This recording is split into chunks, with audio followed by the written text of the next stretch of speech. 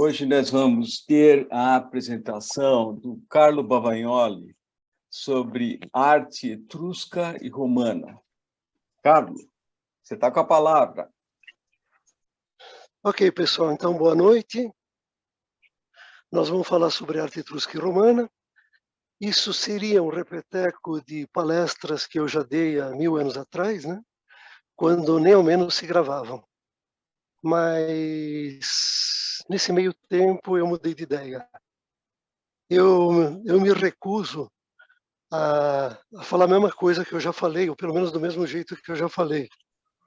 E aí, então, eu preferi sair atrás de uma apresentação de uma professora italiana.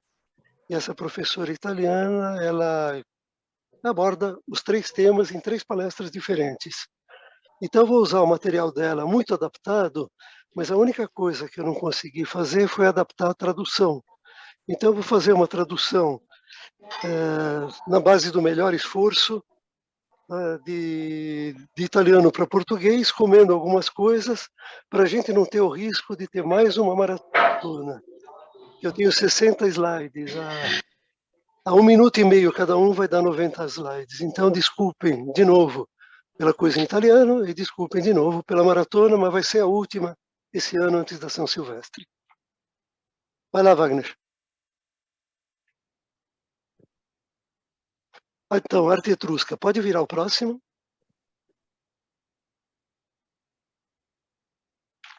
Então, é uma das várias civilizações pré-romanas e ela tem um destaque pela grande quantidade e qualidade das manufaturas artísticas. Ela se localizava, na maior parte do tempo, na Toscana, numa região que hoje seria Toscana e algumas áreas próximas, né? E teve um momento de expansão que chegou até a Emília-Romanha ao norte e até um pouco além de Nápoles, no sul. Ela não era um estado único. Ela era formada por 12 cidades, cada uma era uma unidade politicamente autônoma, e às vezes, como no caso de Tarquínia, formavam uma pequena confederação. Os etruscos chegaram a dominar, inclusive Roma, durante um certo tempo, e os 2 últimos reis de Roma foram etruscos. E por conta de uma fake news, que foi um real news, realmente bem espalhada, né? O último rei de Roma, que era etrusco, foi expulso. Aí, devagarzinho, a civilização etrusca foi ficando mais fraca. E a última cidade que caiu foi Veio, em 396 a.C., e um século depois caiu totalmente Etrúria por parte de Roma. E aí os etruscos, ainda mais tarde, se unificaram às outras populações italianas. Os etruscos seriam provavelmente originários da Ásia. Não se sabe ao certo, porque eles foram muito pouco divulgados. Eles foram muito pouco divulgados pelos gregos, que não os respeitavam, e pelos romanos, que não os suportavam, porque os etruscos imergiram a Roma num banho de civilização. E isso foi, de certa maneira, muito triste para Roma. Então, eles não viam a hora de se verem livres. Próximo, Wagner, por favor. Então, nesse próximo, a gente fala um pouco das cidades deles, né? Eles ficavam no alto de uma colina, protegidos por muralhas, e embora ficassem no alto de colinas, o traçado era relativamente plano. Nas muralhas se abriam algumas portas, então aquele arco romano que vocês veem na figura, né? Na verdade é um arco etrusco que aparece numa porta da cidade de Volterra, né? Ele tem vantagens sobre as correspondentes edificações gregas. E o que tinha as gregas? As gregas tinham um dintel totalmente reto, ao contrário do arco. E o arco absorve muito melhor as tensões verticais. Em compensação, cria tensões horizontais que devem ser contornadas de alguma forma, muitas vezes com reforços. Vamos em frente. O próximo slide mostra claramente que o que sobrou da arte etrusca pode ser encontrada nos túmulos. né? Os etruscos acreditavam que o defunto continuasse a viver no túmulo. Por isso, o túmulo reproduz muitas vezes os ambientes domésticos, com vários quartos comunicantes, mobília, decorações. Alguns túmulos mais antigos reproduzem o aspecto externo da casa, mas isso varia porque cada cidade era autônoma. O primeiro tipo de túmulo foi aquele primeiro à esquerda, baixo. Depois formou-se o túmulo com cúpula, e esse túmulo com cúpula, existe uma imagem mais à direita, o túmulo de Casale Marítimo, que ele tinha uma série de anéis de tufo, que é um é um produto local, mais para mineral, que se restringiam cada vez mais para o alto, e um pilar sustentava toda a estrutura. Isso é bastante semelhante, a menos do pilar, do Tesouro de Atreu de Micenas, que está na última slide à direita, na última foto à direita, só que esse Tesouro de Atreu foi construído uns 8 séculos antes. Então temos um efeito que não é muito bonito, ele tem contornos muito nítidos, ele não é elegante, é, de acordo com os gregos, uma concepção anticlássica. Próximo, por favor. Numa das outras cidades etruscas, que seria Cerveteri, se encontram túmulos distribuídos em 2 colinas paralelas. São túmulos de terra, eles têm bases de pedra com forma circular. Então vocês têm no meio, embaixo, uma vista aérea. Do lado direito, embaixo, vocês têm os túmulos paralelos, né, na mesma reta, vamos dizer. Uma figura expandida mostrando a entrada de um túmulo. E à esquerda, o layout do túmulo, né, que é coberto, e dentro dele ele pode ter um ou mais ambientes normalmente quadrangulares, quadrados ou retângulos, né, e uma escada para a entrada. Em Monterozzi, que é um dos cemitérios aí, existem aproximadamente 600 túmulos. 200 deles têm pinturas, 50 deles são visitáveis, e o governo está fazendo o possível para deixar que cada vez mais tenhamos túmulos visitáveis e cobra entrada cada vez mais caro. Bom, aí a gente tem o túmulo dos escudos e das cadeiras. O layout dele está no alto, no meio, e no alto à direita tem o quarto principal, que ocuparia exatamente o meio do croquis. Nele pode ser visto 2 cadeiras uma cama no fundo. Outro túmulo um pouco mais recente é o túmulo dos relevos, que ele tem lóculos, quer dizer, vamos dizer, nichos ao longo das paredes, né? E as paredes mostram animais, escudos, elmos, outros objetos de uso comum. Existe o túmulo das 5 cadeiras, que teria 5 cadeiras dispostas uma do lado da outra, no meio, na linha de baixo, né? E à direita, lá na linha de baixo, o túmulo dos leopardos. Claro que o título dos túmulos foi dado posteriormente. No caso do túmulo dos leopardos, vocês estão vendo, acima das figuras humanas, 2 leopardos. Próximo, por favor. Carlos, posso fazer uma pergunta?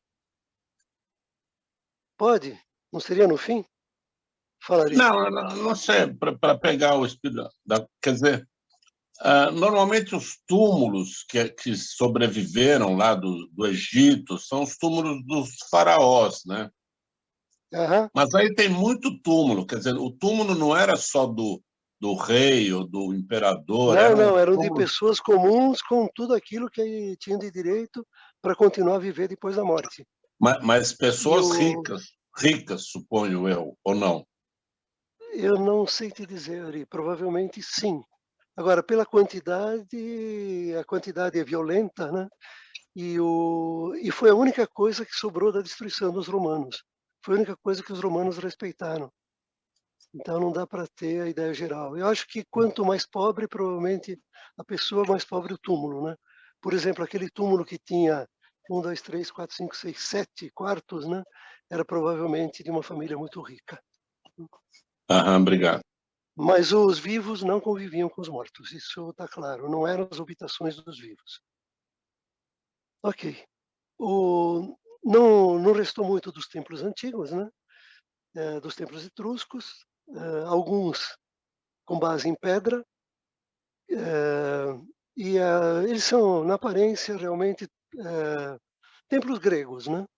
São edifícios largos, conforme Vitrúvios descreve.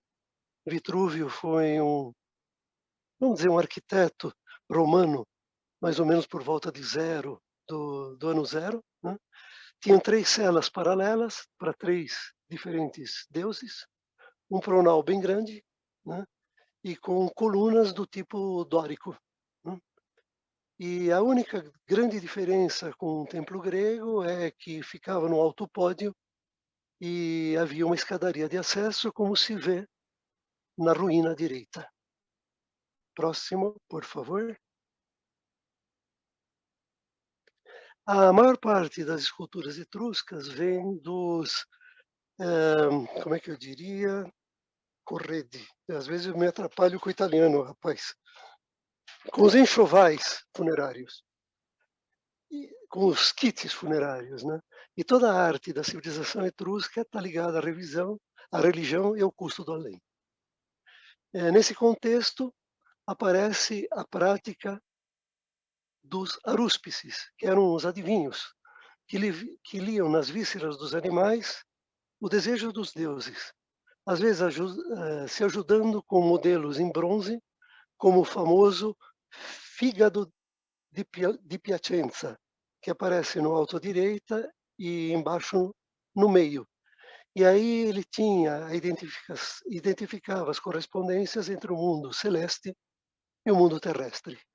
Além dos arúspices, que a professora não mencionou, havia os áuspices, que entendiam também o querer dos deuses se baseando no voo dos pássaros.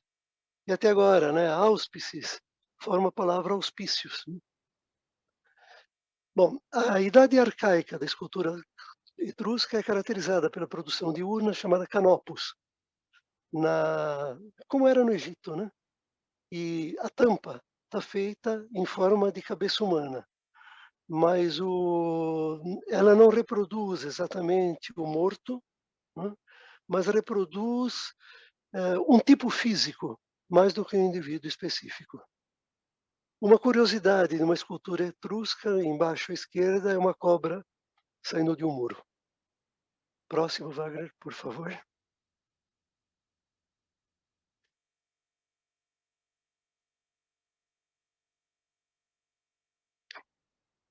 Então, nesse próximo, a gente vê os vários tipos de cerâmica que os etruscos fizeram, e a mais interessante é aquela que aparece no alto à direita, que chama búquero. Ela é feita de uma terracota que é muito leve e é muito lúcida, né? É a grande novidade que eles acrescentam. Do resto, há vários tipos, desde as ânforas, né, que contém vinho, óleo, mel, cálices, hidra para água, crateras onde se misturava vinho, água, canopus, né, que nós já vimos, determinadas cerâmicas que conservava óleo ou que ajudava a derramar óleo nas lâmpadas. E o último, que é super interessante, é para conter cosméticos, porque as etruscas eram mulheres muito bem produzidas. Próximo, por favor. Bom, em Cerveteri, né, que é uma das cidades etruscas, alguns sarcófagos em forma de leito, com uma ou duas pessoas que estão deitadas, né? E o mais famoso é o sarcófago dos esposos, do século 6 a.C., né? É um casal que jaz numa cama, com colchão, cobertor, travesseiros. Os personagens eram originalmente polícromos e tinham objetos na mão que hoje andam perdidos. Tudo parece ser grego, mas os olhos amendoados e um pouco escancarados já mostram alguma coisa etrusca, sem contar que a própria colocação das figuras é anticlássica, porque o maior peso está distribuído à direita. Existem vários museus etruscos, né? O mais importante é o Museu de Villa Giulia, em Roma, onde está guardada essa magnífica escultura. Existem museus a céu aberto, tanto em Tarquínia como em Cerveteri, e existem outras manifestações etruscas espalhadas pelo mundo. Próximo, por favor. Bom, a influência da escultura jônica é visível no Apolo de Veio, no alto à direita. E até chegou-se a pensar que havia algum artista grego que estivesse operando nos territórios etruscos. Logo embaixo tem a loba capitolina, que é o símbolo da origem das cidades de Roma. O de cima era feito em terracota, isso aqui já é feito em bronze, né? Provavelmente foi até executado sob encomenda dos romanos, né? E notem a agressividade do animal, né? A estrutura óssea está evidente, existe a veia inchada no nariz, revelando a tensão nervosa, os mamilos cheios mostram o estado da mãe pronta para combater.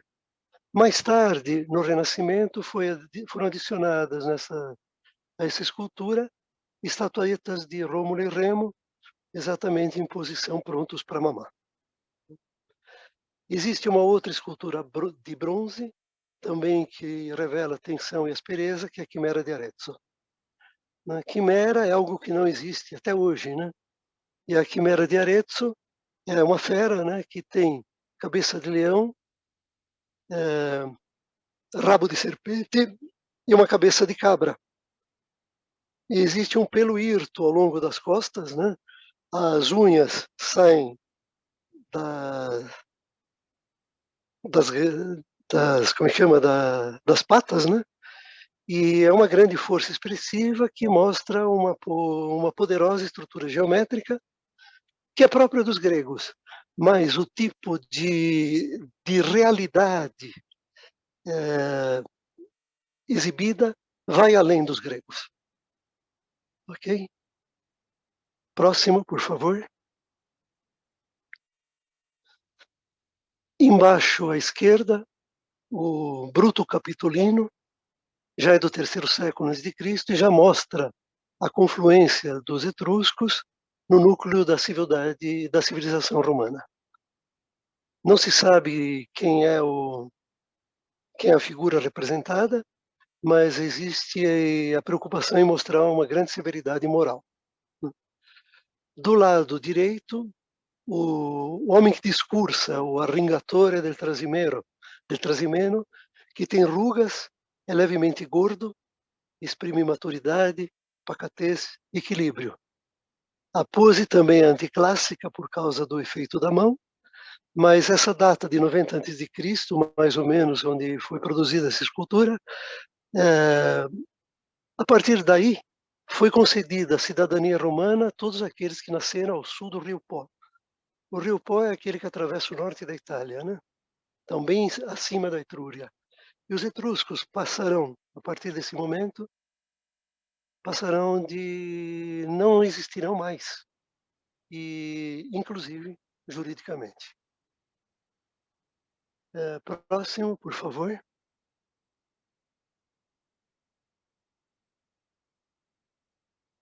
A pintura se manifesta principalmente nas paredes dos túmulos, com cenas de dança, caça, pesca, competições, banquetes fúnebres.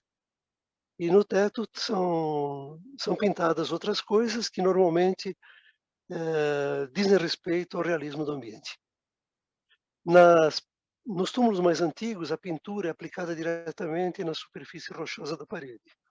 Mais tarde, vai se pintar numa camada de gesso fresco, então praticamente um afresco.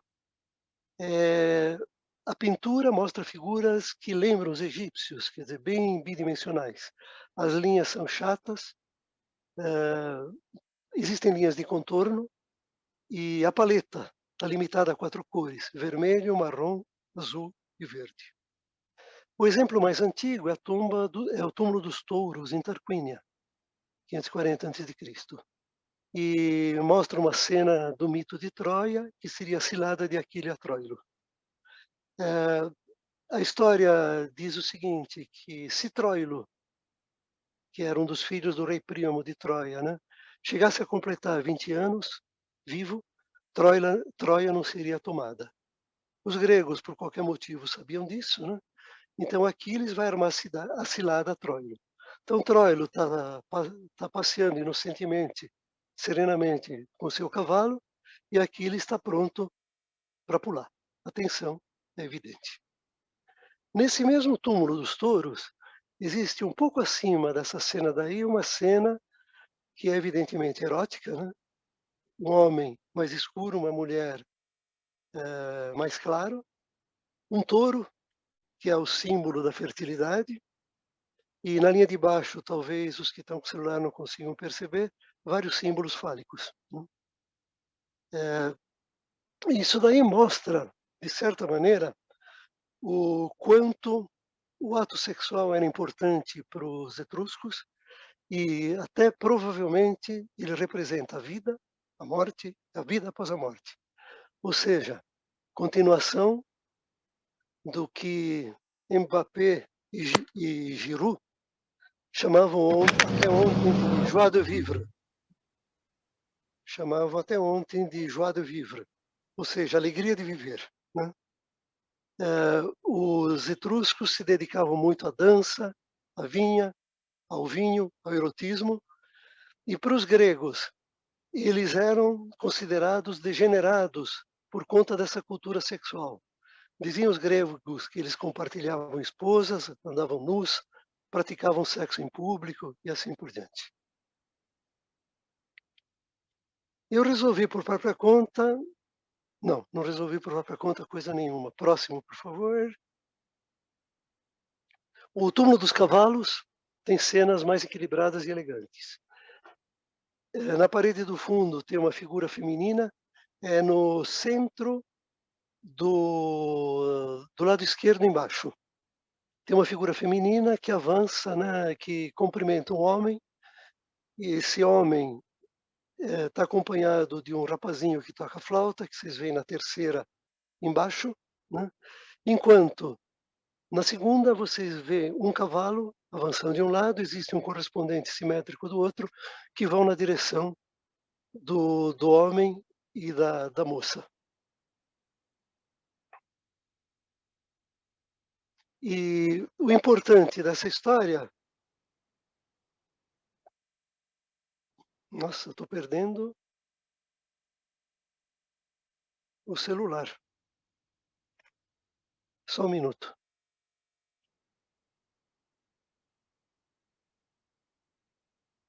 Isso. O importante dessa história é que a interpretação é muito variável. Pode ser a cena de despedida da vida do homem que está morrendo, ou um culto junto a uma sacerdotisa, uma cena mitológica, mas o balanceamento entre as figuras e o fundo é muito legal. Os personagens são bem proporcionados, o desenho é refinado e elegante. E o aumento dos contatos com a estrutura grega estão visíveis no século IV, como pode ser visto no túmulo do ogro em Tarquínia. Aqui, a cabeça da moça não precisa de linha de contorno e está em cima de uma nuvem verde escuro. Não existe claro escuro, mas o perfil da boca fechada, olho e em perfil, olhando uma cena infernal, mostram uma visão dramática do além, o que mostra, de certa maneira, a crise moral do povo etrusco, ciente do declínio da própria civilização. Na verdade, os etruscos cultuaram muito a vida, a morte, a vida após a morte, e sempre numa linha de prazer. Mas isso daí, à medida que o domínio dos outros foi ficando cada vez maior, se nota na arte etrusca uma maior tendência à infernização. Aí sim, no próximo, por própria conta, eu incluí mais algumas figuras, né? O túmulo do Terclínio, onde existe esse casal de dançarinos que deu origem a tudo, né? A todo esse bloco de informações. E o que sobrou do altar da rainha, se não me engano, em Tarquínia, onde aparecem dois maravilhosos exemplares de cavalos alados. Vejam que beleza de escultura. Bom, o que faltou falar? Faltou falar nessa, opa, nessa obra maravilhosa, A Sombra da Noite, que é de menos de 60 centímetros, uma obra dos etruscos, totalmente desproporcionada, né? E que deu origem e que inspirou provavelmente o nosso amigo Giacometti, futurista, que produziu uma escultura de 15 metros. Os detalhes são muito significativos e embaixo dela, embaixo dessa cabeça, né, mostra a habilidade dos etruscos com ouro. Eles foram joalheiros muito hábeis, né, e aí ele mostra claramente como é que eles obtinham granulações perfeitas, né. Além do ouro, os etruscos dominavam outros metais, o ferro, o cobre, o estanho, também dominavam o âmbar. Então, conhecendo o cobre e estanho, eles conseguiam produzir o bronze. Eles chegaram provavelmente pelo mar, da Ásia, né? E eles tinham uma frota bastante poderosa que era também uma frota mercante. E é curioso, né, que eles foram um povo extremamente comerciante. Eles criaram moedas com imagens de navios, e os romanos, que copiaram os etruscos, enquanto os etruscos foram úteis, né, também cunharam moedas com imagem de navios, sem antes ter uma frota, para vocês terem uma ideia. Pelo que vocês veem nos túmulos, os etruscos, ah, eles eram excelentes dentistas, já dominavam a ponte, as próteses dentárias eram muito refinadas, né? Construíram esgotos, estradas, canais. Então, de certa forma, os etruscos inventaram o urbanismo, né? Se dedicavam a esportes, lançamento do disco, lançamento do dardo, até touradas, né? E é importante o papel da mulher entre os etruscos. A mulher gozava de grande autonomia, ela se vestia muito bem, ela, ela se estava sempre bem ornamentada, e os etruscos até chegaram a inventar os salões literários organizados por mulheres, muito antes daqueles famosos salões literários célebres dos séculos 17 e 18, né? As mulheres toscanas eram maltratadas pelas romanas por causa dessa liberdade que foi confundida com libertinagem, né? E existe até uma comédia do Plauto, onde é citada uma mulher que tem costumes etruscos, que tem costumes etruscos, ou seja, uma prostituta, né? O que não impedia que os romanos estudassem engenharia, medicina e companhia bela em Veio, em Tarquínio e outras cidades etruscas. Finalmente, os etruscos tiveram reis e, num determinado momento, também passaram para a república, assim como os romanos. Próximo, Wagner, por favor.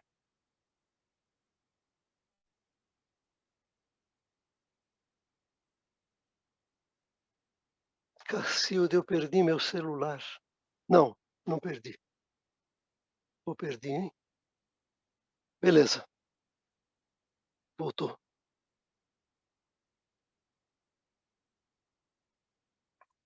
Um minutinho. Então, nós vamos passar agora para a arte romana republicana. Próximo, Wagner, por favor.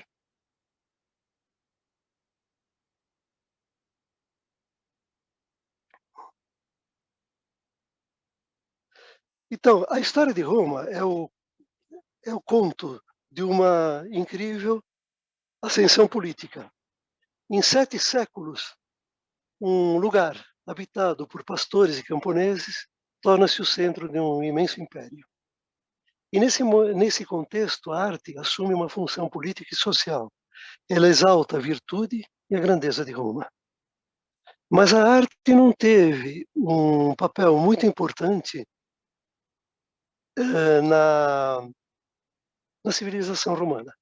Os primeiros exemplos aparecem apenas nos últimos séculos da República. E esse retardamento deve ser atribuído ao forte interesse dos romanos pela organização estatal e pela máquina bélica. Com a conquista da Grécia, em 146 a.C., Roma começa ou continua a apreciar a arte, também através da cópia daquela grega. Mas não se diga que a arte romana foi apenas a cópia da arte grega.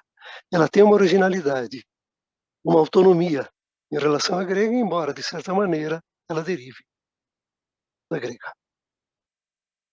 Na figura existe o máximo expansão do Império Romano, que nós vamos ver com detalhes mais adiante. E embaixo eu pus 3 coleções de datas, né?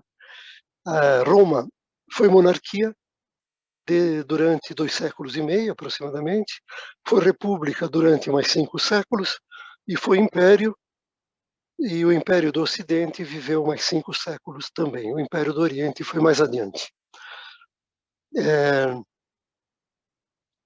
Do ponto de vista de monarquia, a gente sabe que o primeiro rei foi Rômulo, os 2 últimos reis foram etruscos, então já existia uma miscigenação. O último rei etrusco foi expulso e foi proclamada a república, e esses reis etruscos, eles tentaram civilizar, na medida do possível, Roma, né? O que significa, por exemplo, que as muralhas de Roma e até o primeiro projeto de esgoto de Roma foram obra de reis etruscos. Okay? Próximo, por favor. Bom, a cidade romana, ela tem um layout que deriva daquele grego. Né? E a cidade, as estradas são retilíneas e estão organizadas em forma de tabuleiro de xadrez e são paralelas a 2 eixos principais. O cardo, que é o principal, que vai no sentido norte e sul, e o decúmano, que vai no sentido leste e oeste. No encontro dessas 2 estradas se encontra a praça principal, que é o fórum. Normalmente, tanto o cardo quanto o decúmano, eles têm filas de colunas, né? E as 2 portas as 2 estradas se abrem na correspondência das 4 portas maiores da cidade. Esse esquema não existe em Roma, né? Porque Roma nasceu da união de vários povoados colocados nas colinas. Roma tem 7 colinas, né? Mas é bem visível nas cidades de fundação por conta da estrutura do castrum. Castrum é o acampamento romano. Então, na medida que os soldados iam avançando, eles fundavam esse castrum, né, que depois abandonavam, mas ele estava pronto para ser habitado. Então, muitas habitações surgiram em cima do castrum. Essa professora aí, ela mostra claramente no layout de Bolonha e de Florença que o centro da cidade tinha essa estrutura, o centro de Milão também. Em Turim, né, tenho que fazer apologia da minha cidade natal, o decúmano corre em cima de uma rua e, às vezes, você tem buracos no chão que você consegue enxergar 2, 3 metros abaixo a pavimentação desse decúmano. O que está à esquerda, baixo, é simplesmente uma estrada que se chama decúmano, até hoje, né, numa cidade que depois eu conto qual é. Próximo, por favor.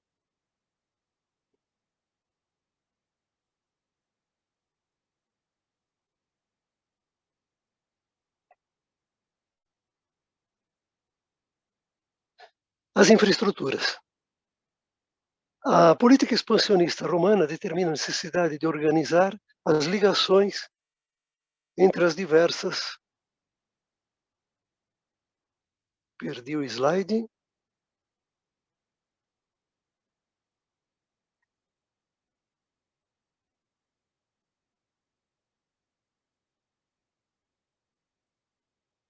As ligações entre a capital e as regiões conquistadas.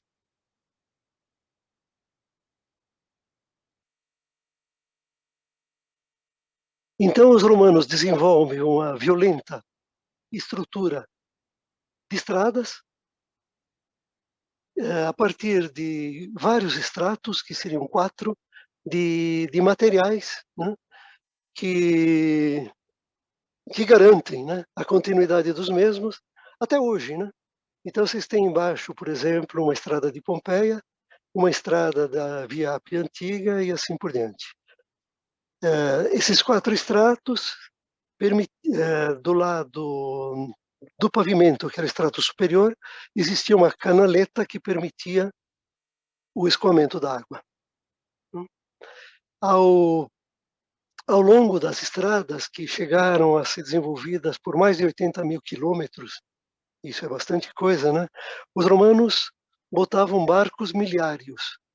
Esses barcos milhários, eles representam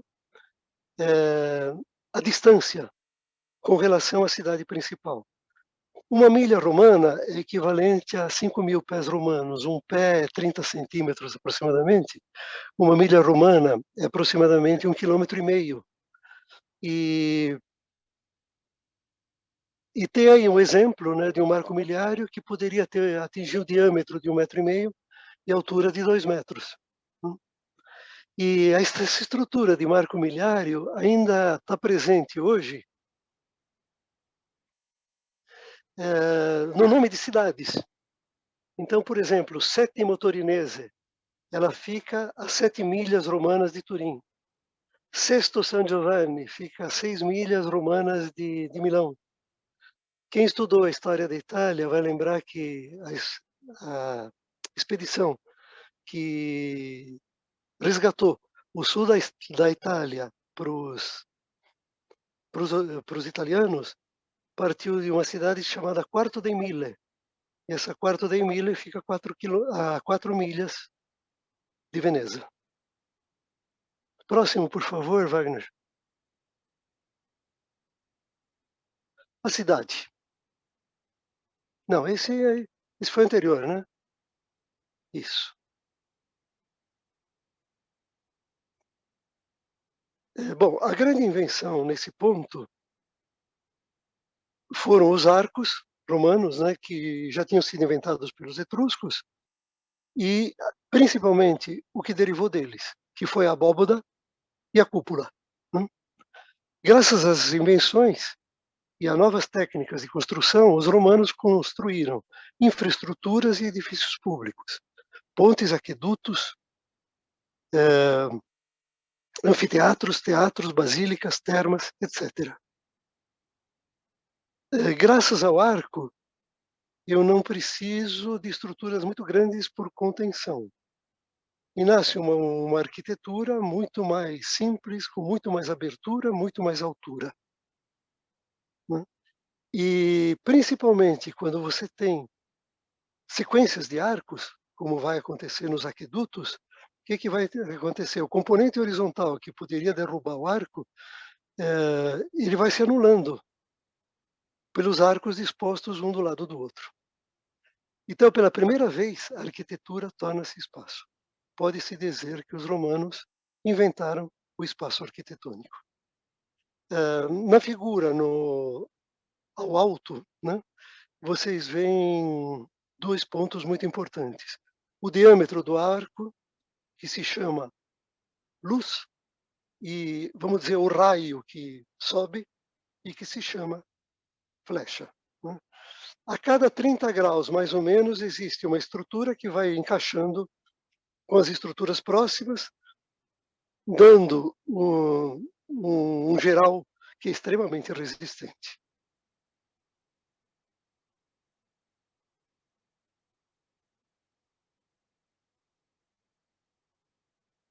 Próximo, Wagner, por favor.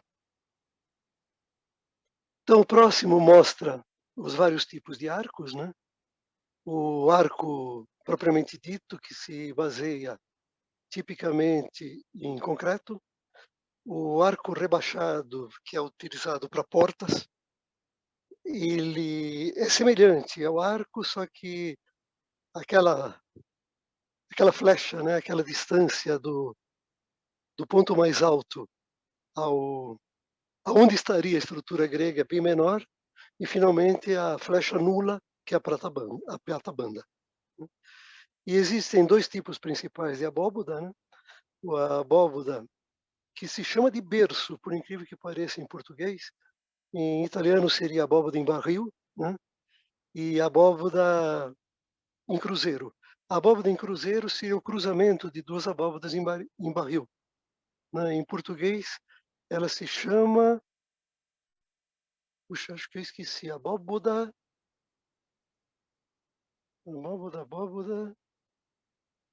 esqueci. De aresta. A abóboda de aresta. E existe também a cúpula, né, que normalmente também é feita de concreto. E todas essas estruturas necessitam de estruturas de contenção enquanto estão sendo construídas. E essas estruturas, a hora que se revelam firmes, as estruturas de contenção são removidas, né? Ok. Próximo, por favor.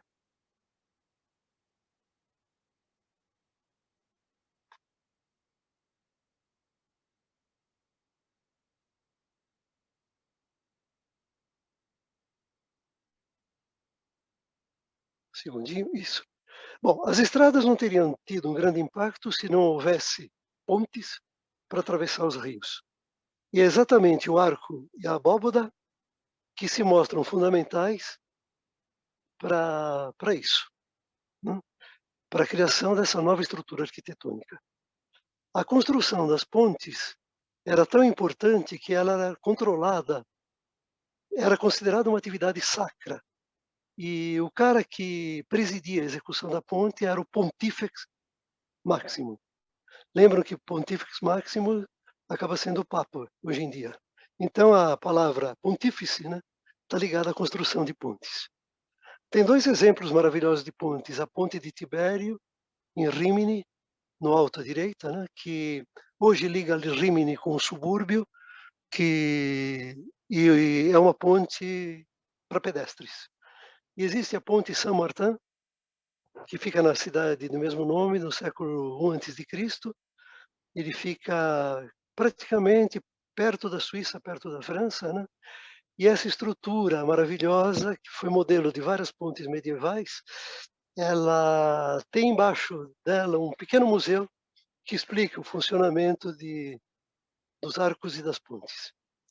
Essas pontes eram extremamente resistentes, né?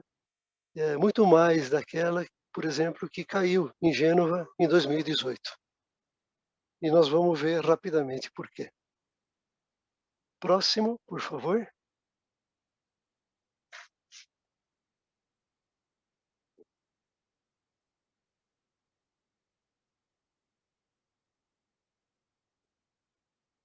Aí a gente vai ver os aquedutos, né, que levam a água de distâncias enormes, né? E a professora escreveu, muitos ainda estão em função, como aquele de Segóvia. Não é verdade, né? Mais ou menos na metade do século passado ele deixou de funcionar. Mas poderia funcionar perfeitamente, né?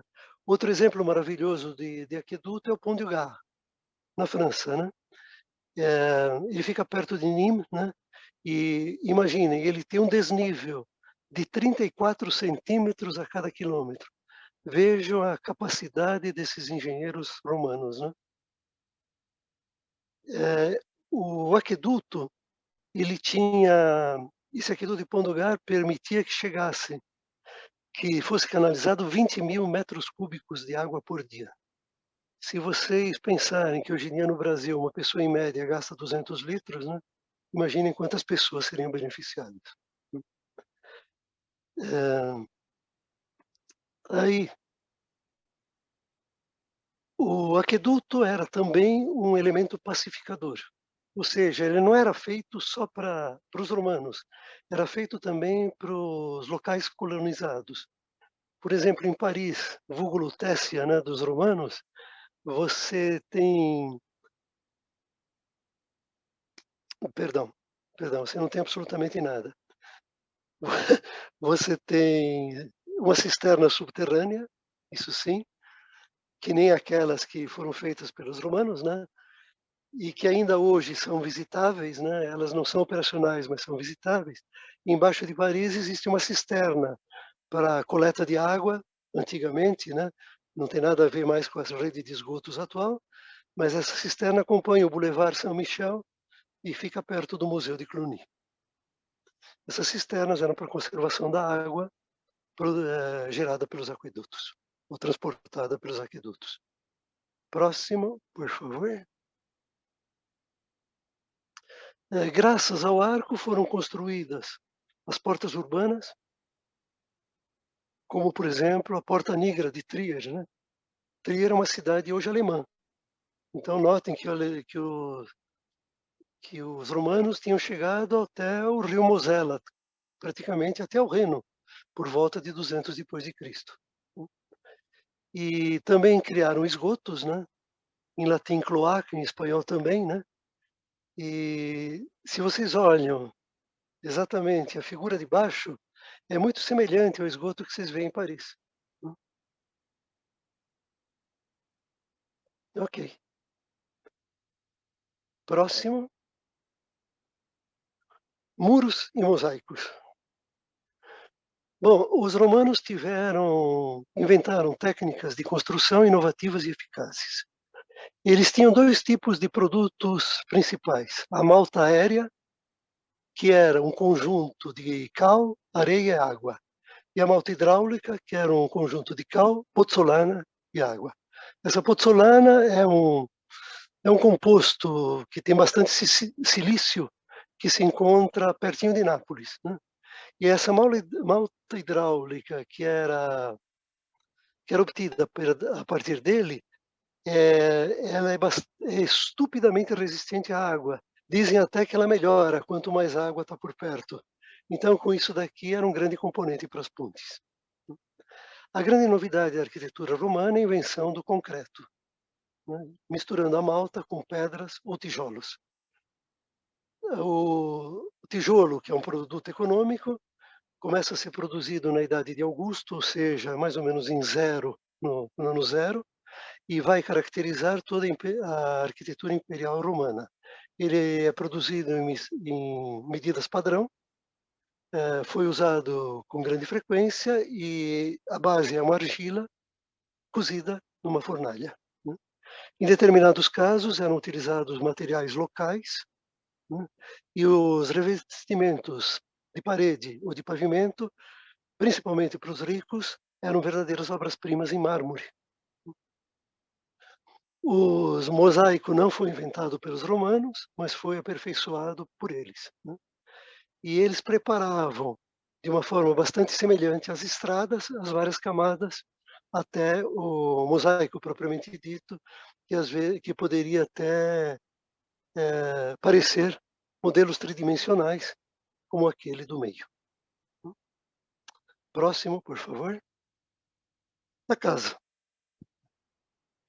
Esse slide eu não tirei da professora, que a numeração estava errada, tá? Isso aqui mostra uma casa romana, né, naturalmente de uma família rica, né? Como parte da casa, mas sem comunicação com ela, ou seja, aberta para a rua, está a taberna, que é o negócio. Né? A gente entra na casa pelo número 1, que é o vestíbulo, né? É conduzido para uma sala, né, que recebe água da chuva numa piscininha chamada implúvio, através de um buraco no teto, né, que é chamado compluvium. Né? E aí, nessas condições, vai-se para o número 4, que é o peristilo. O peristilo normalmente é colunado e é um jardim ou uma horta, né? Ou ambos. Né? Número 5 são as latrinas, né? As latrinas eram bem rudimentares. Elas, normalmente, na cidade, ao longo da cidade, eram grátis, né? Até que o imperador romano Vespasiano começou a cobrar pelo uso das latrinas, e com isso a gente teve um ambiente mais higiênico. E até hoje tem gente na Itália que chama as privadas de Vespasiani. O, o número 7 representa um quarto cubículo, né? 8, colina, cozinha. 9 são as telhas, né? 11 é o triclínio, onde se almoçava e se jantava reclinado num leito, né? E o 10 é o opus musivum. Opus musivum seria exatamente um mosaico no pavimento.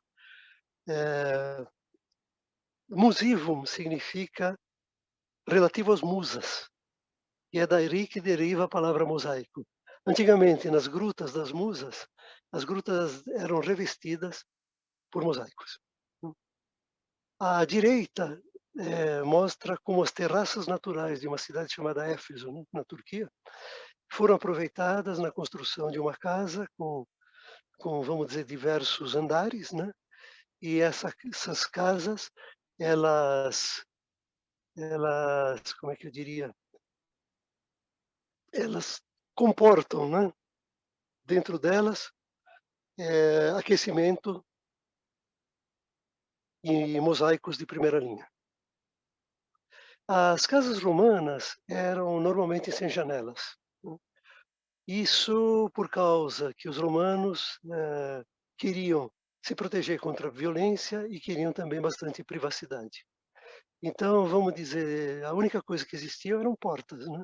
A hora que você fechava a porta, o ambiente ficava fechado. Ok.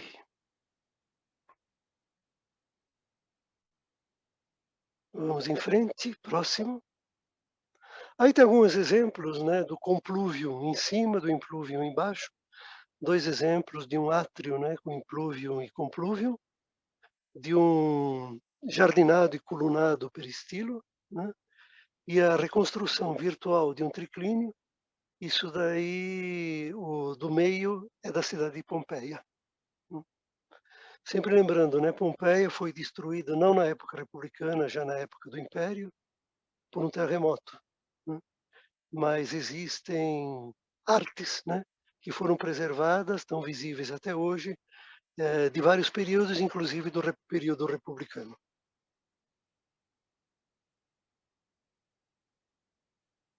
Está aí um layout de Pompeia que a gente não vai perder muito tempo com ele, mas a coisa mais importante é... é o próximo, Wagner, perdão.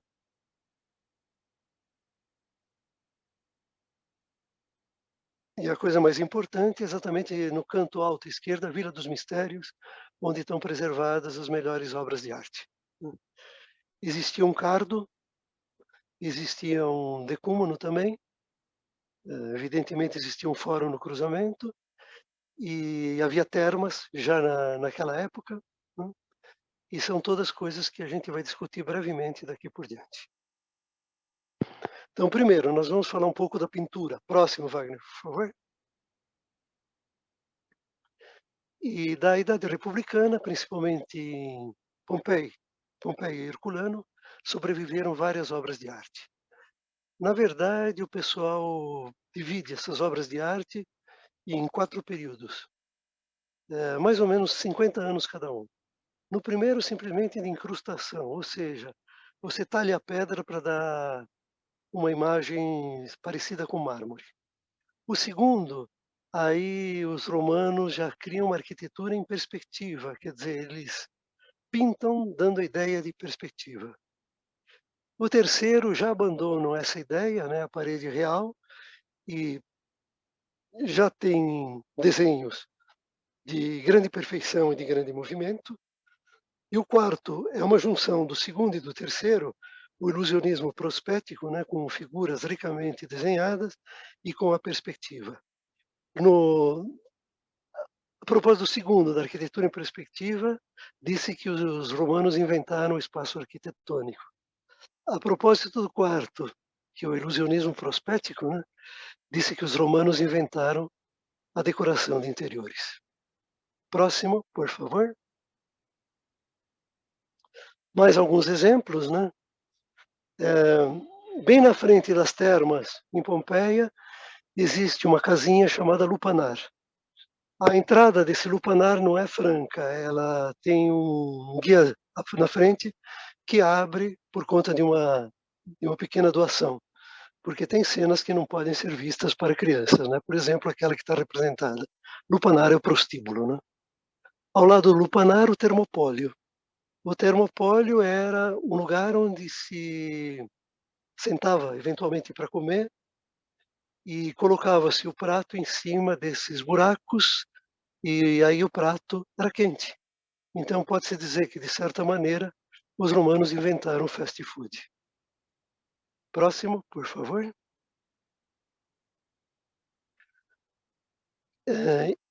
Em Roma se construíam não só domos, né, para os mais ricos, mas também as ínsulae, que eram apartamentos para os mais pobres.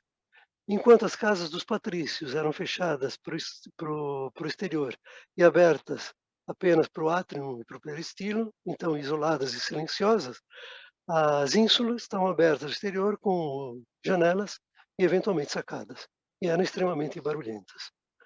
Eram exemplos de especulação imobiliária. O construtor tentava obter o mais possível de aluguéis.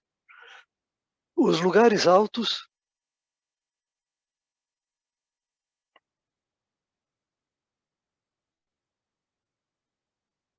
desculpe, mas de vez em quando eu perco a imagem, tá?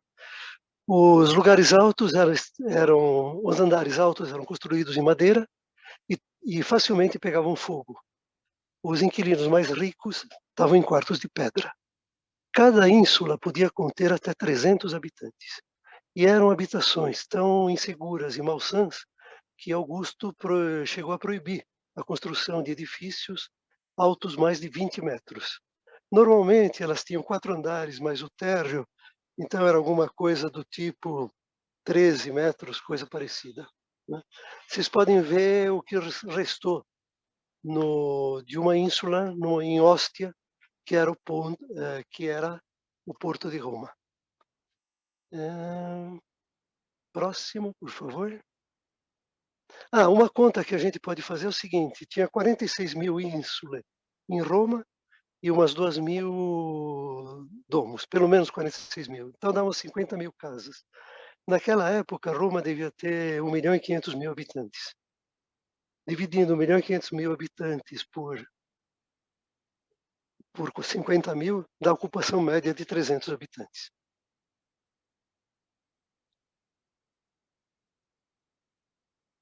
Os templos são basicamente templos gregos, com algumas pequenas ideias originais, ou não tão originais, como, por exemplo, a escadaria que leva, que é de origem etrusca, né? Mas você vai ter já como parte da decoração molduras serrilhadas, que vocês veem facilmente naquele mais à direita, né? E também semicolunas decorativas. E essas semicolunas, quer dizer, elas não são de sustentação, são colunas decorativas, que mais tarde vão estar lado a lado com os arcos na arquitetura romana. Esses templos da época republicana serão mais tarde utilizados como igrejas. Basílicas. Próximo, por favor. As basílicas eram multifuncionais, elas eram civis, né? São edifícios com planta retangular e onde se administrava justiça e se tratavam negócios, né? O tratamento da justiça era feito por um juiz, que ele ficava num ábside onde era colocado o seu assento. Existem 2 grandes basílicas romanas desse período, que são Emília e Júlia, que foram realizadas no Fórum Republicano. Do fórum, né, da praça principal, do cruzamento do Cardo com Decômonos, sai uma via chamada Via Sacra. E essa Via Sacra, no sentido norte e sul, vai percorrendo ruínas de diversos edifícios, inclusive os das basílicas, ah, Emília e Júlia, até chegar ao Arco de Tito. O traçado não parece, da figura de baixo, não parece muito retilíneo. Quando eu passei lá, me deu a impressão que era realmente bastante retilíneo. Mas, enfim, é o que temos. Essa é uma grande diferença dos romanos. Próximo, por favor, o retrato. Ela não se diferencia muito, a arte não se diferencia muito daquela dos povos próximos, tanto dos gregos como dos etruscos, mas a retratística é peculiar. Então, o que que é feito? Alguém morre, é feita uma máscara de cera para o rosto do defunto. E essa transformação da máscara de cera é feita em bustos de mármore.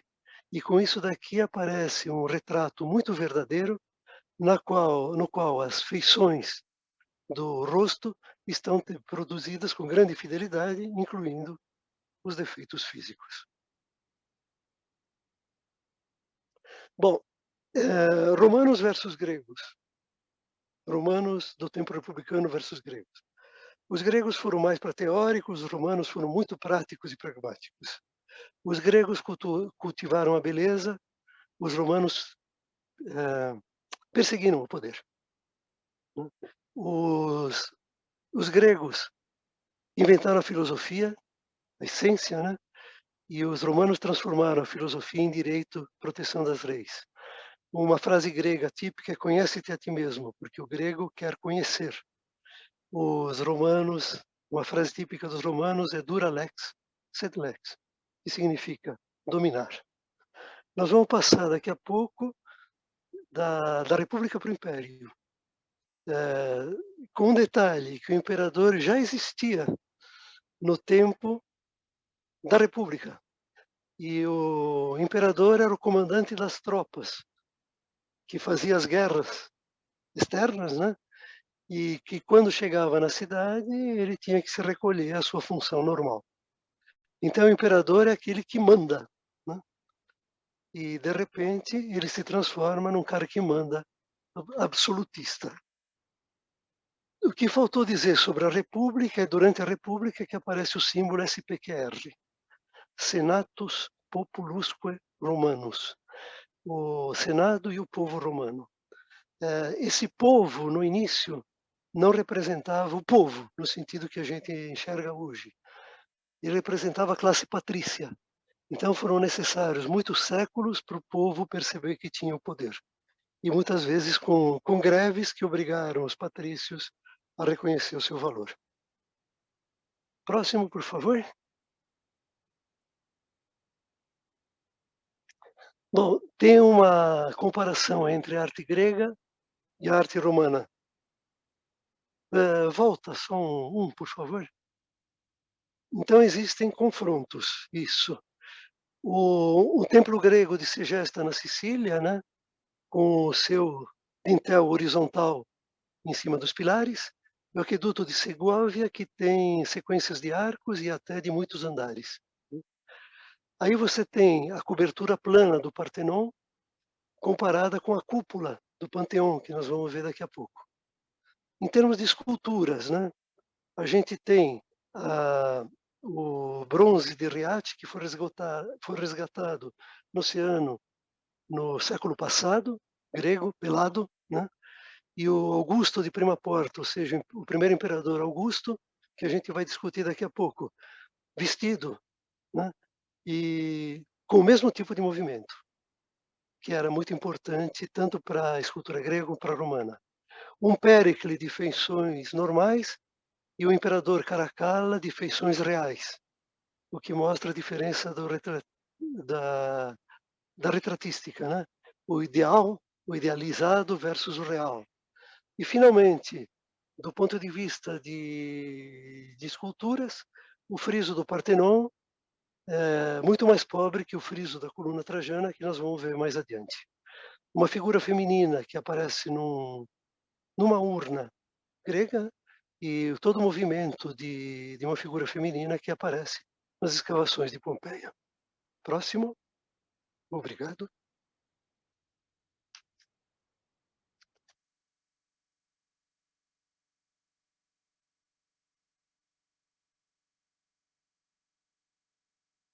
Só um segundinho, que o meu está dividido.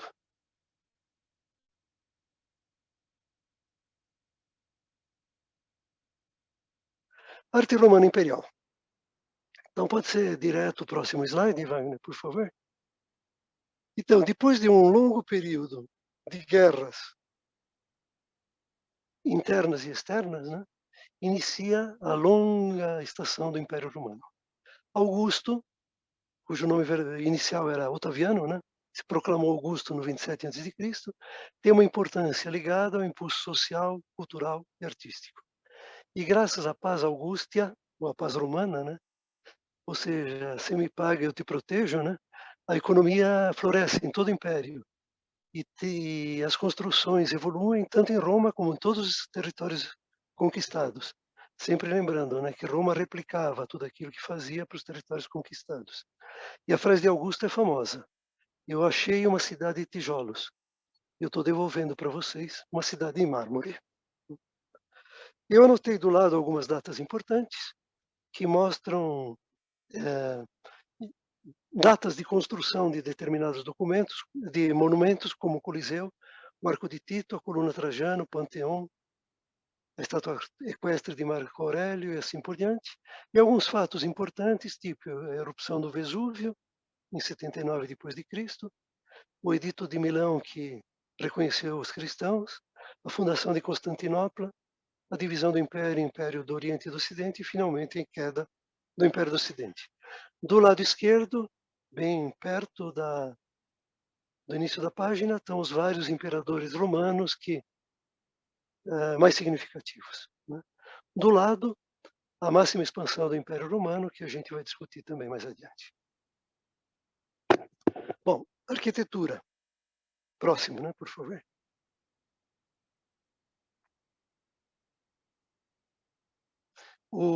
Entre 40 e 15 a.C., o Vitruvio escreve o De Arquitetura.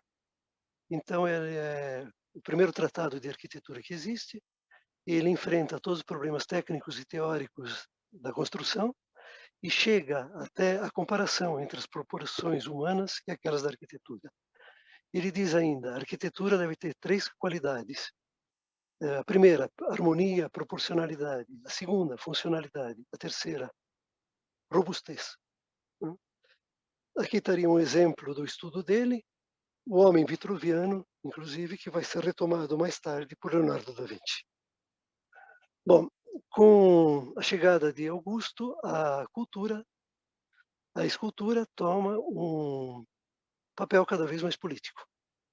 Ela quer demonstrar que o imperador governa não pela força, mas por uma autoridade moral e racional. Essa é uma estátua de Augusto na primeira porta, onde Augusto aparece divinizado como se fosse Apolo. E ele está nas vestes de comandante do exército e está falando para suas tropas. O retrato é bastante verdadeiro, né? Como o quer a tradição republicana, mas também existe um componente da arquitetura grega que mostra o equilíbrio e a firmeza da personagem. As estátuas gregas são nuas porque elas são eternas, incorruptíveis e protegidas pela virtude. A estátua romana está vestida, concebida aqui e agora. Mesmo aqui e agora que vocês vão encontrar no romance A Ilha, do Aldous Huxley, né? E com seus vários atributos. Note-se a vestimenta muito rica e bastante colorida. Podemos passar para o próximo, Wagner, por favor. Esqueci de comentar, desculpa, volta anterior rapidinho, só para mostrar que nas pernas do Augusto estão pendurados um golfinho porque ele tornou-se Augusto logo depois de uma batalha naval, onde ele exterminou seu principal inimigo. E também existe o Cupido, né, para mostrar a origem divina de Augusto. Sempre lembrando que os reis tinham origem divina, né? Próximo, por favor. Bom, na era de Augusto aparecem 17 arcos de triunfo, né? Esse que aparece à esquerda é o arco de triunfo em Rímini, que é bastante central e que dá para visitar para as pessoas que se dispuserem a saber mais sobre o Fellini, que também é de Rímini. Ou sobre também o Marco Pantani, que é um ciclista muito famoso italiano, né, que era da região. Os arcos de triunfo foram realizados para celebrar as vitórias e as glórias dos generais, ou seja, propaganda. No começo, eles tinham uma única abertura. Com o tempo, foram bastante comuns as 3 aberturas, como o Arco de Constantino, no século 312 depois de Cristo.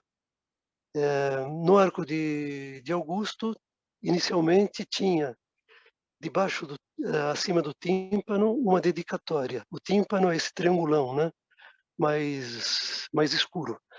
E não tinha essas ameias, que estão, vamos dizer, em marrom, lá no alto, que foram adicionados durante a Idade Média. Próximo, por favor.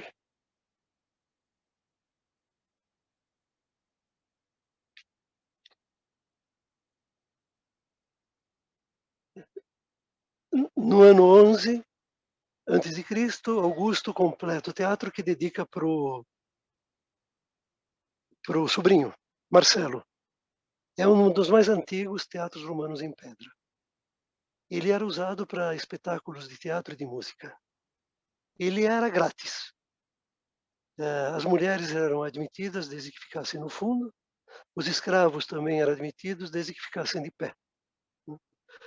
Os gregos, eles usavam os teatros mais para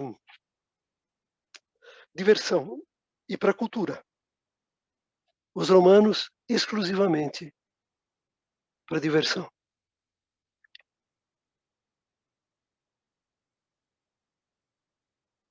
Eu acho que eu perdi a minha cola de teatros, mas não importa. Uma das características dos teatros gregos é que eles acompanhavam o terreno, ou seja, os assentos eram escavados na pedra. Os romanos, graças à arquitetura baseada em arco, podiam fazer perfeitamente teatros em estruturas planas. Se a gente pode ver a frente desse Teatro Marcello, do jeito que era hoje, ele tinha várias arcadas, né? Ele fora era revestido por mármore, eles tinham arcos, e os arcos tinham ao lado semicolunas, como se pode ver talvez no meio, lá embaixo, né? A estrutura interna não muda muito, mas o cenário principal, ele é maior e é mais bonito que o dos gregos, né? E eu acho que é isso. Próximo, por favor.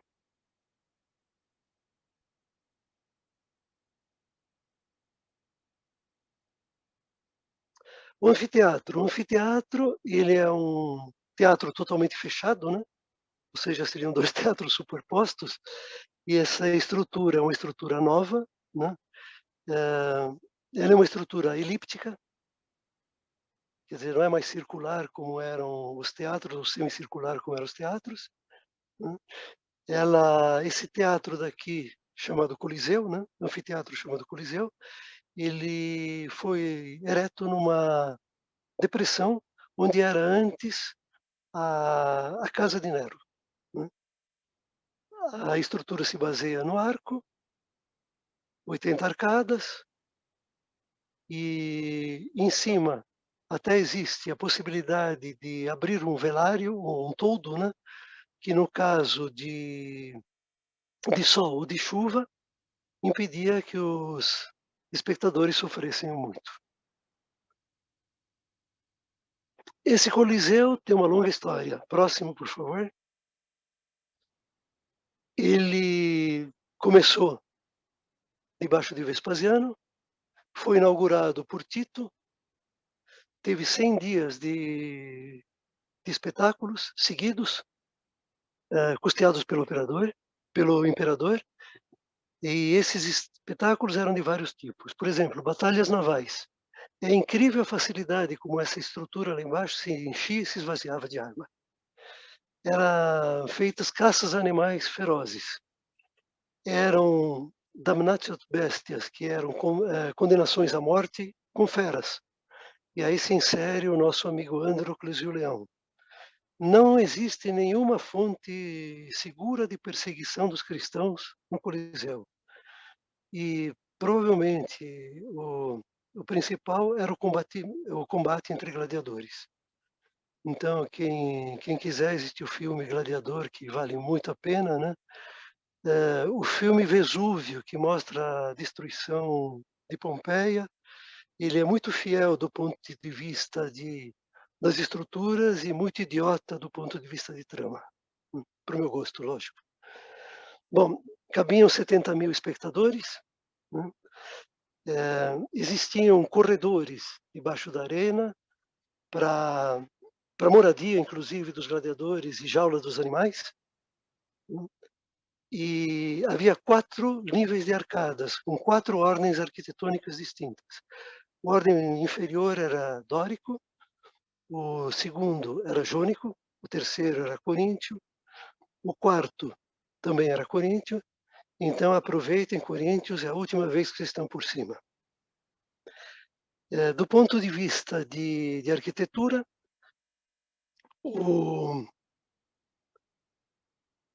ele era revestido fora, né? E as pilastras com mármore travertino, e no meio, material mais barato. Né?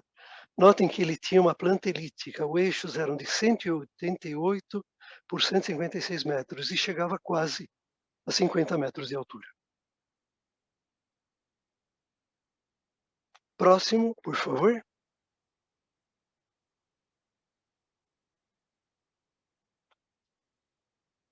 O arco de Tito, né, que sinaliza o fim da Via Sacra e que permite uma vista bonita do Coliseu. Ele comemora as vitórias de Tito, de Vespasiano e de Tito, né, na ordem, na guerra pela conquista da Palestina. As cenas que estão mostradas internamente são, por exemplo, a retirada dos tesouros de Jerusalém, inclusive o menorá. E o fundo, em cima das figuras, mostra o sentido de profundidade espacial. Próximo, por favor.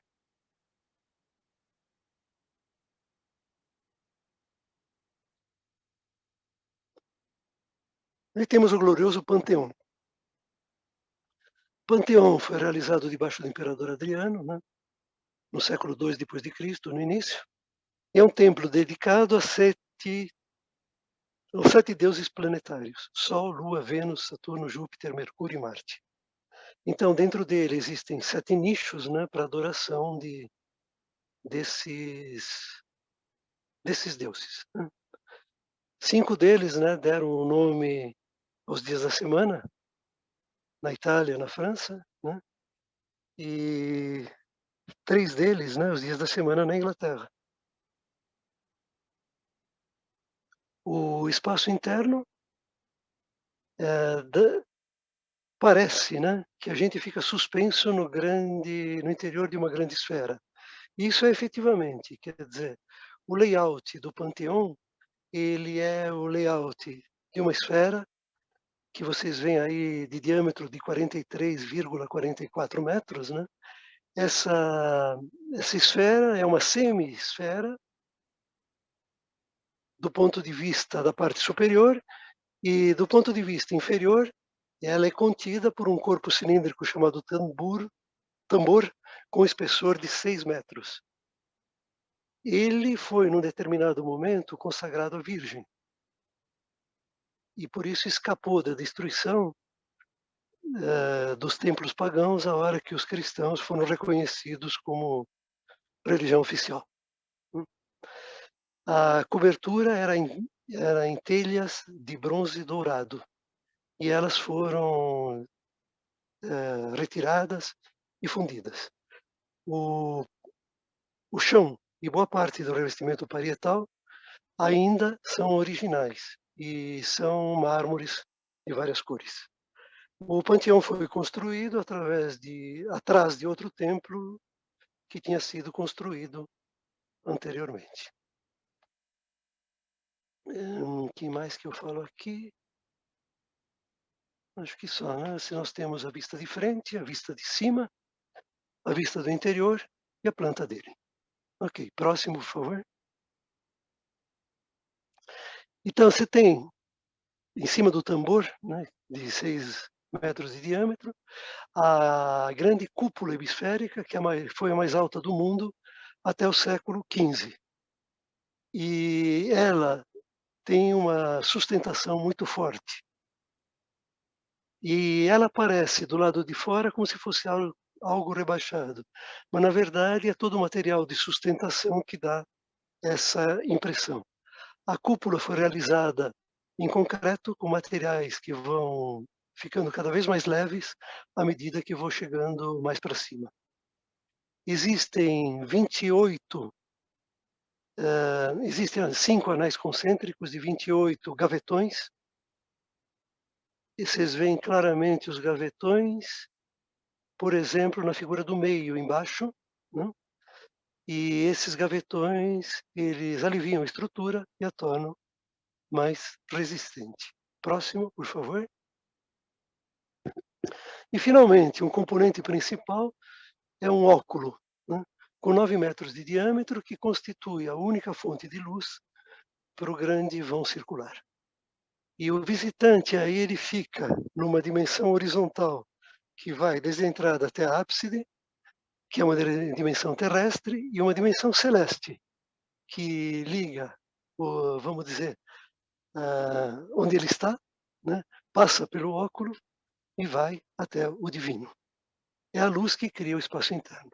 Essa é a grande invenção dos romanos. Até aquele tempo, a arquitetura não era muito diferente da escultura. Se você olha um templo grego ou uma pirâmide egípcia, ela é algo para você olhar do exterior. Você não podia entrar. Você gostava da perfeição geométrica, da harmonia das proporções, mas ao contrário do panteão, por exemplo, ele não é vivível como um espaço arquitetônico. Com os romanos chega o espaço, e com isso a luz que o estrutura. Os romanos inventaram o espaço arquitetônico interno. Próximo, por favor. Aí tem a coluna trajana. A coluna trajana é um prédio, é uma coluna alta 30 metros, mais ou menos. O diâmetro é de aproximadamente 3,5 metros, né? E foi realizada em mármore de Carrara para comemorar a conquista da Dácia, a atual Romênia, por obra do imperador Trajano. Lá em cima tem uma gigantesca estátua de Trajano, em bronze dourado, que foi substituída pela estátua de São Pedro durante o Renascimento. Você tem um friso esculpido em baixo relevo, que percorre toda a lateral como se fosse em formato de hélice, né? E dentro dentro da coluna, existe uma escada em caracol. Quer dizer, o prédio é oco. Né? E se você botar toda a frisa no chão, você vai ter 220 metros. Esses 220 metros, eles se enrolam numa espiral 23 vezes. E tem 154 cenas com aproximadamente 2.500 figuras. A altura do friso cresce com a altura da coluna. No início ela é de menos de 1 metro, lá em cima é de 1,25 m. Então você corrige a sua deformidade que a perspectiva poderia acrescentar para você. Você tem 114 quadros de mesma largura, onde estão representados os acontecimentos das campanhas da conquista da Dácia. E no centro, uma cena da vitória. Próximo, por favor. Então, isso é o que está representado, né? cenas de batalhas, marchas, deslocamento de tropas, de edificação de acampamentos e das estradas.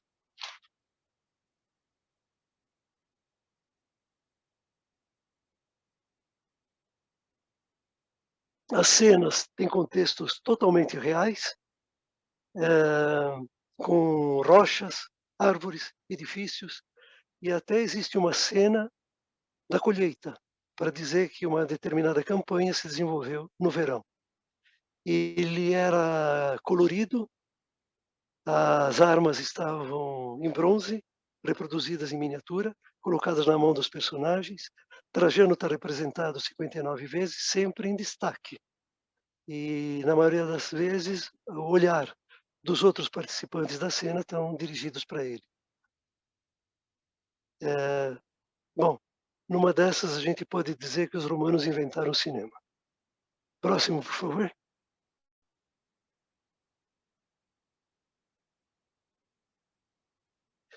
A estátua equestre de Marco Aurélio. A estátua equestre do Marco Aurélio em bronze original e ela foi confundida com Constantino, que foi o primeiro imperador cristão, e dá uma ideia da serenidade e da firmeza de ânimo do imperador. E foi colocada mais tarde no centro do Capitólio. O interessante dessa estátua, como de todas as estátuas equestres, é que os cavalos, quando estão com as 4 patas no chão, o personagem morreu de morte natural. Se tiver 2 patas levantadas, ele morreu em ação. Se tiver uma pata levantada, morreu por ferimento em batalha, mas muito depois. E reparem nos olhos grandes do Marco Aurélio, que dão toda uma ideia de expressão. Próximo, por favor. Bom, Diocleciano foi o imperador que governou mais ou menos por volta de 300 depois de Cristo. Esse cara tinha nascido na Croácia, na atual Croácia, né? Que na época se chamava Ilíria, e na cidade de Split, né, que é uma das pérolas da Croácia, né, na costa dálmata, ele construiu um palácio semelhante a uma fortaleza. Ele tem exatamente o conceito do castrum, né, do acampamento romano. Ele mostra robustez, massa de muros e severidade de formas. Ele tem um elemento arquitetônico novo que vocês podem ver no meio à direita, né? Um arco colocado sobre colunas, que depois vai ser uma constante na arte paleocristã. Existe também dentro dele um mausoléu, e esse mausoléu já tem uma arquitetura mais próxima da arquitetura que depois será a arquitetura bizantina. Vale a pena visitar. Antigamente ele chegava exatamente ao mar. Hoje em dia ele está separado no mar por alguma coisa tipo 150, 200 metros. Próximo, por favor.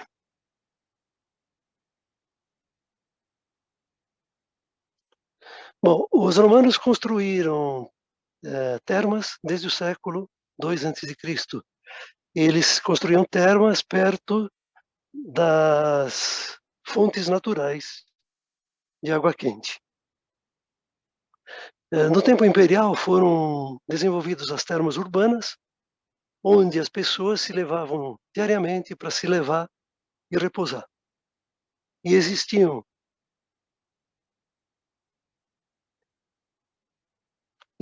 fornos de aquecimento,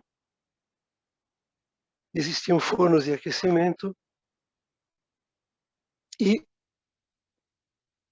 eu perdi o contato com minha apresentação, tá? Por isso que eu estou rateando.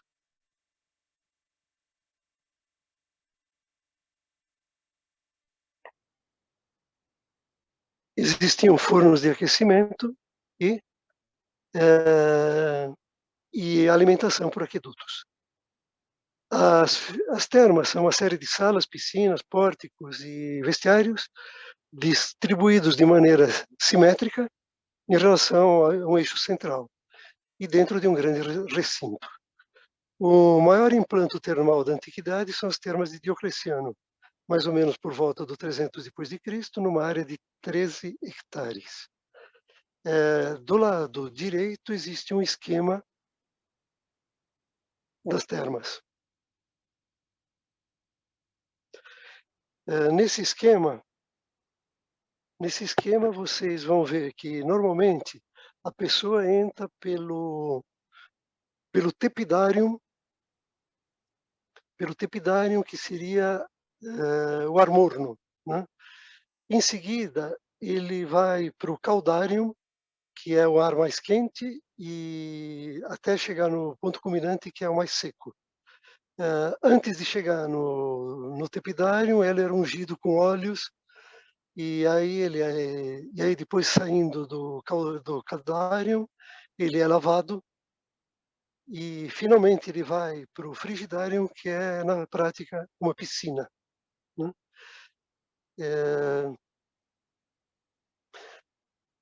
As termas de Diocleciano em si, elas tinham um piscinão extremamente grande, que não tinha nada a ver com piscina do frigidário. Eu não sei se vocês estão vendo esse piscinão, mas eu não estou.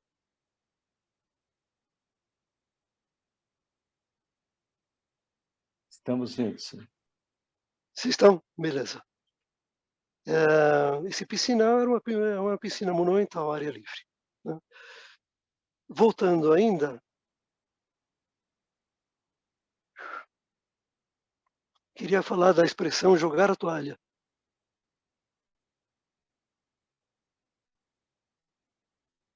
Então, na antiga Roma, as termas não eram só um lugar para tomar banho. Era um local de encontro, reuniões, discussões políticas e prazeres luxuriosos.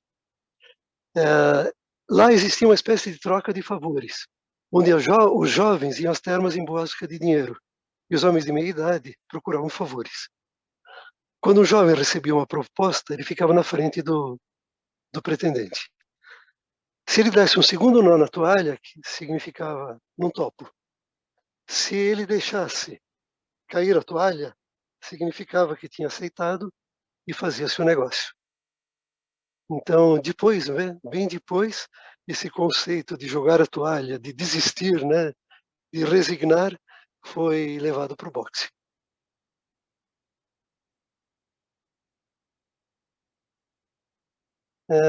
Próximo, por favor. Eu vou passar muito de leve pela arte paleocristã, e eu peço perdão para a arte paleocristã, que merece muito mais do que um slide. Tá? Bom, ao contrário do que mostram muitos filmes, os romanos não se reuniam nas catacumbas. Mas sim, eles decoravam as catacumbas com a própria arte, né? E essa arte podia ser mais pintura, menos escultura. Existiam símbolos cristãos que apareciam constantemente, tipo o peixe, né, cujos iniciais em grego significa Jesus Cristo, Filho de Deus Salvador. A ânfora, que significa alguma coisa de solidez, de salvação, e que talvez tenha até o layout da cruz, porque Cristo crucificado era raríssimo aparecer nas catacumbas. Existiam esculturas como, por exemplo, o moscóforo, que aparece embaixo à esquerda, o carregador de novilhos. E nessa fase de catacumbas, né, só na Via Ápia foram construídas mais de 1000 quilômetros de catacumbas, sendo que elas podem ser visitadas hoje. À medida que os cristãos foram mais respeitados em Roma, né, houve a fase basilical, ou seja, o antigo layout da basílica foi aproveitado para a construção das igrejas romanas. Essas basílicas, elas têm mais luz por conta das janelas. Então você tem arcos que se abrem para janelas e são ricamente decoradas com mosaicos, né? E um exemplo dela, que sofreu diversas modificações ao longo do tempo, é a segunda igreja de Milão, ou igreja de Sant'Ambrogio, né? Que tem digamos, um corredor de entrada muito grande chamado quadripórtico, porque tem pórtico nas 4 dimensões, e onde ficavam antigamente os que não eram batizados. Depois tem 3 naves, cada uma com o seu ábside. E com o tempo, essas torres laterais evoluíram, deixando a igreja mais no formato de cruz cristã. Próximo, por favor. Bom, aqui é para contar sobre 2 imperadores que sucederam a Diocleciano, Macêncio e Constantino. Macêncio construiu uma imensa basílica de 100 por 65 metros, que tinha as 3 naves de costume, a central mais alta que as outras, né? E ele recebia a luz de grandes janelas com arco. O ingresso, a entrada, era de um dos lados mais curtos, que vocês veem na planta baixa, né? E do lado de um dos lados dos mais longos, existia um ábside, onde Constantino, quando derrotou Macêncio e herdou a basílica, né, ele fez montar uma estátua de 10 metros de altura. As partes nuas eram em mármore e as vestes eram em bronze dourado. As vestes estão perdidas hoje. Notem que sobrou pouco da expressão do Constantino, exceto o rosto, onde a gente vê os olhos esbugalhados, que, interpretação da professora, né, olham diretamente o divino, num único gesto, o renascimento do antigo, a superioridade do rei e a transcendência cristã. Próximo, por favor. Está chegando o fim do Império e, com isso, o fim da apresentação, né? O fim do Império, depois do século II, a decadência foi aumentando, embora Roma permanecesse o centro do poder. Constantino, que não era cristão, virou cristão, concedeu liberdade de culto aos cristãos. A mãe dele foi colocando igrejas em todo lugar, inclusive na Ásia, né? E os cristãos começam a levantar seus edifícios. E aí começa uma nova tradição, que junto com a tradição artística romana vai confluir na arte paleocristã. As províncias do Oriente integram e transformam a linguagem romana, devolvendo um conteúdo muito modificado, e a influência asiática já se aproxima do barroco e cria uma tensão espacial com suas linhas côncavas e convexas que a gente vê à esquerda. Do lado direito, a gente vê a expansão, ou uma das expansões, do Império Romano. No início do século II, Roma dominava 6 milhões de quilômetros quadrados. Quer dizer, quase 3/4 do Brasil.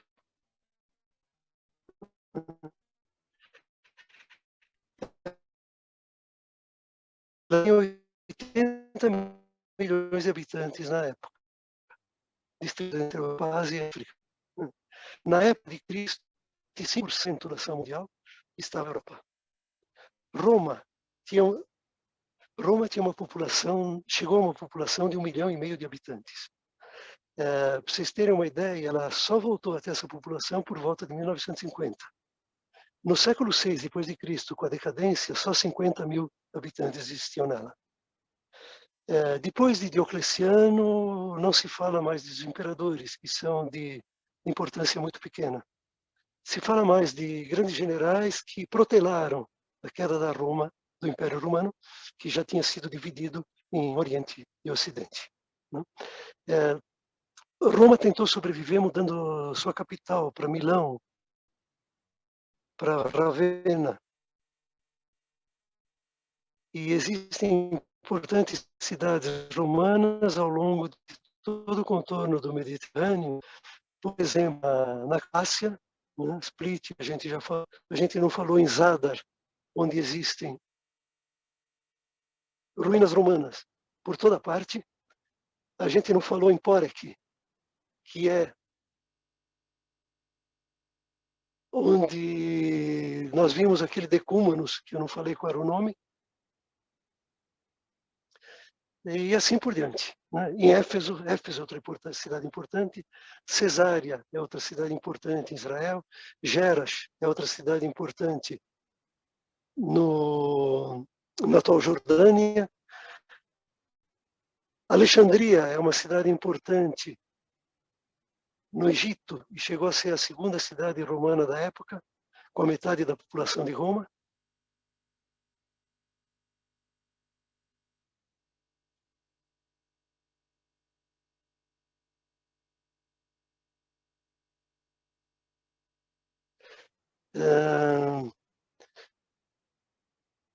Ao longo da África, outras cidades importantes, inclusive com arcos romanos construídos por imperadores que poderiam ser da região, tipo Caracalla, que não é da região, mas que construiu, e Septimiro Severo, que era da região. Conímbriga, em Portugal, de Coimbra. Neumesos, que é atual Nîmes, né? Um monte de cidades romanas. Antioquia, na Turquia, chegou a ser a terceira cidade do Império Romano. Bom, tudo... A figura não está completa. A Mesopotâmia chegou a ser romana num determinado momento. A Crimeia chegou a ser romana, mas o Donbas não. Né? Do lado da Inglaterra, Adriano construiu uma muralha que está razoavelmente próxima da divisa da Escócia, e foi construída mais tarde uma muralha dentro da Escócia. Então, vamos dizer, Roma dominou o mundo, né? Ela simplesmente parou na hora que chegava perto de rios muito grandes, tipo Reno, tipo Danúbio, que era bobagem construir com pontes que pudessem ser usados tanto por eles como por os inimigos. Então, o Reno e o Danúbio foram fronteiras naturais. E a figura tem um outro erro, né? Ela não mostra uma região da França bem a nordeste, né? Chamada Armórica, onde vivia um povo que nunca se submeteu aos romanos, que só temia o trovão. Quem leu Asterix sabe do que se trata. Mas, gente, chegamos no ponto que Roma, isso não te pertence mais. Roma, você foi caput mundi. Você foi a cabeça do mundo. E 476 depois de Cristo, depois de sofrer muitas invasões por bárbaros, você finalmente capitula e faz um putz, com todo sentido alemão. As datas importantes, né? Então, durante a monarquia apareceu o Fórum Romano, as primeiras inscrições em latim, as muralhas da cidade, o esgoto. Depois que foi expulsado o último rei,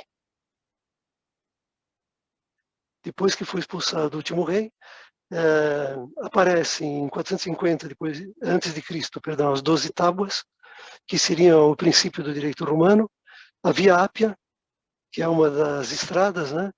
Todas as estradas levam a Roma. Existem 100 anos de guerras contra Cartago, de 3 guerras contra Cartago. No final delas, Cartago é destruída e Roma fica dona do Mediterrâneo. A Basílica Emília é construída 210 a 195 a.C. e finalmente em 146 conquista da Grécia até que Augusto vira imperador. E no Império são construídos todos aqueles monumentos que nós vimos hoje, né? E as outras datas importantes são o Edito de Milão, liberdade de culto aos cristãos, fundação de Constantinopla, divisão do Império, queda do Império do Ocidente. E repetindo, a arte não teve um papel muito importante na civilização romana, só nos últimos séculos da República, porque Roma privilegiou a organização estadual e a máquina bélica. É na conquista da Grécia que Roma começa a apreciar a arte. O poeta Horácio escreveu que a Grécia capturada capturou o feroz vencedor. A arte romana tem uma originalidade e uma plena autonomia daquela grega, embora de algum modo derive dessa. E, junto com a arte oficial, que tende ao clássico, sempre existiu uma arte popular que vai perdurar durante o Império para depois desembocar na arte medieval. E aí, Wagner, por favor, o último slide. Esse último slide está baseado no último capítulo, nas 2 últimas páginas. Mais um slide, por favor, Wagner. Isso. Está baseado no último capítulo do livro História de Roma, de Indro Montanelli. Esse livro eu considero um livro fantástico, porque ele mostra a história de Roma de um jeito bastante didático, e os personagens como seres humanos de verdade, com suas qualidades e seus defeitos. Então, quem puder que leia, que realmente vale a pena. Bom, o que ele diz? Olhando as coisas do lado de cima e querendo dar uma explicação para elas, pode-se dizer que Roma nasceu com uma missão, assumiu essa missão e acabou com ela. Essa missão foi recolher as civilizações que as tinham precedido, a grega oriental, a egípcia, a cartaginesa e também a etrusca, que faltou aí, fundi-las e difundi-las em toda a Europa e na bacia do Mediterrâneo.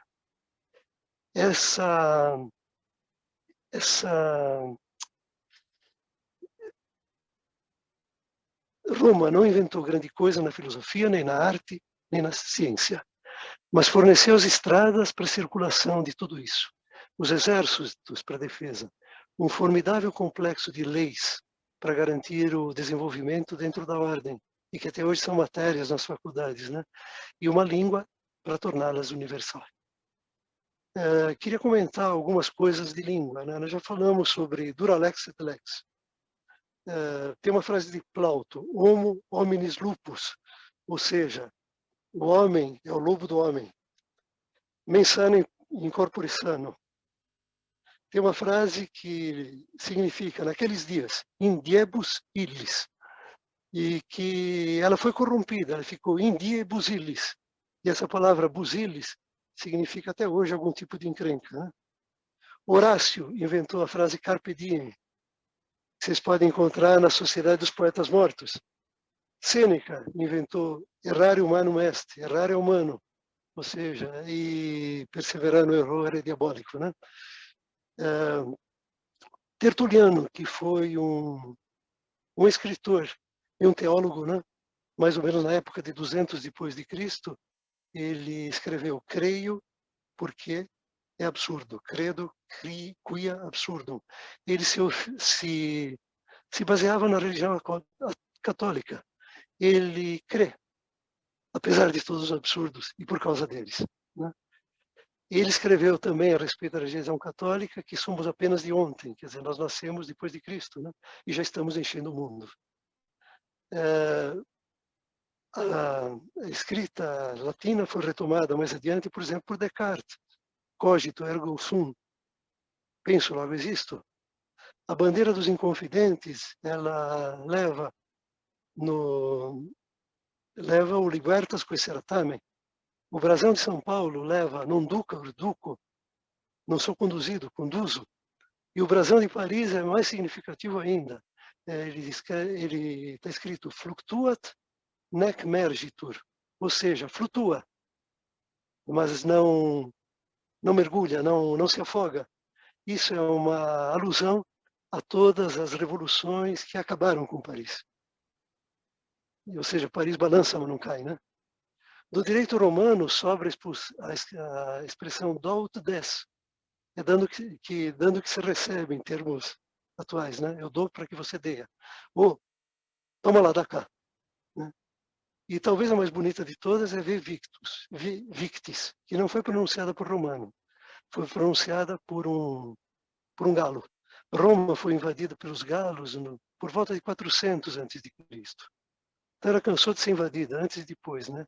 E esse Breno, na hora que capturou a cidade, ele pediu uma grande compensação em ouro, né? E os romanos protestaram porque a balança onde o Breno pesava o ouro não era exatamente correta, né? Então Breno provavelmente foi o primeiro carcamano. E o Breno, em represália, jogou a própria espada em cima da balança, dizendo: "Ve victis", ou seja, ai dos vencidos. Ao longo do tempo, essa frase sofreu modificações, né? Por exemplo, a única lei do Pebolim, que eu não vou repetir porque é chula, né? É exatamente ai dos vencidos. E mais recentemente teve uma variação desse ai dos vencidos, que textualmente é perdeu, mané. Roma não inventou também as formas políticas. Monarquia, república, aristocracia, democracia, liberalismo, despotismo já tinham sido experimentados. Mas Roma fez disso modelos e brilhou em cada um deles pelo seu gênio prático e organizador. Quando abdicou com Constantino, ela entregou a sua estrutura administrativa para Constantinopla, que viveu dela por mais 1000 anos. E o mesmo cristianismo, para triunfar no mundo, teve que tornar-se romano. São Pedro já tinha entendido que não adiantava pegar aqueles frágeis atalhos que iam para o deserto, mas tinha que embocar a Ápia, a Cássia Aurélia, as estradas romanas. E aí os missionários de Jesus teriam conquistado a terra. E os sucessores de Pedro se chamaram sumos pontífices, como aqueles que tinham precedido aos fatos religiosos da cidade pagã. E introduziram na nova liturgia cristã muitos elementos daquela pagã. O espetáculo de determinadas cerimônias, a língua latina, e até uma pequena veia de politeísmo na veneração dos santos. E assim, não mais como centro político do império, mas como cérebro diretivo da cristandade, Roma se aparelhou e tornou de novo Caput Mundi, e ficou até a Reforma Protestante. Nenhuma cidade no mundo teve uma aventura mais maravilhosa. Sua história é tão grande que é pequena também os gigantescos delitos que a disseminaram. Talvez um dos grandes problemas da Itália seja exatamente esse, de ter uma capital que é desproporcional, como nome passado, à modéstia de um povo, que quando berra "Força Roma", se refere apenas a um time de futebol. E essa última frase aí me criou um sério problema, porque eu falei num determinado momento que os últimos reis de Roma foram etruscos. Isso quereria dizer que Paulo Roberto Falcão e Antônio Totti são etruscos? Gente, desculpe tomar seu tempo e muito obrigado. Acabou. Obrigada, Carlos. Muito bom, muito bom. Valeu, Carlos. Valeu mesmo. Então, valeu mesmo.